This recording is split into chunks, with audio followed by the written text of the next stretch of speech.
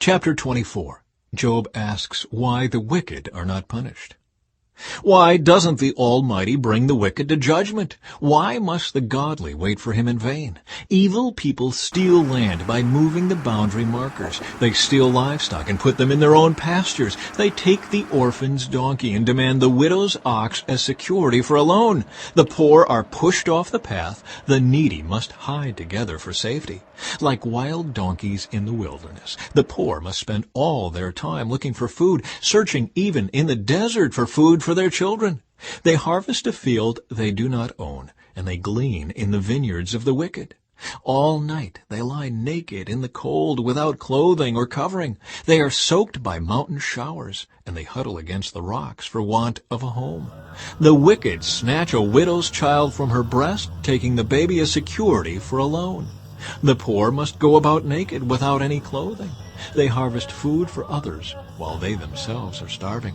They press out olive oil without being allowed to taste it, and they tread in the winepress as they suffer from thirst. The groans of the dying rise from the city, and the wounded cry for help, yet God ignores their moaning. Wicked people rebel against the light. They refuse to acknowledge its ways or stay in its paths. The murderer rises in the early dawn to kill the poor and needy. At night he is a thief. The adulterer waits for the twilight, saying, "No one will see me then." He hides his face so no one will know him. Thieves break into houses at night and sleep in the daytime. They are not acquainted with the light. The black night is their morning. They ally themselves with the terrors of the darkness. But they disappear like foam down a river. Everything they own is cursed, and they are afraid to enter their own vineyards. The grave consumes sinners, just as drought and heat consume snow. Their own mothers will forget them. Maggots will find them sweet to eat. No one will remember them.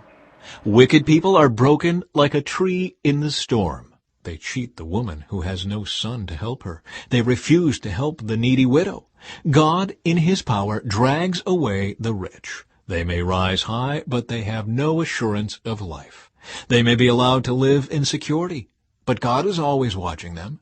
And though they are great now, in a moment they will be gone like all others, cut off like heads of grain. Can anyone claim otherwise? Who can prove me wrong?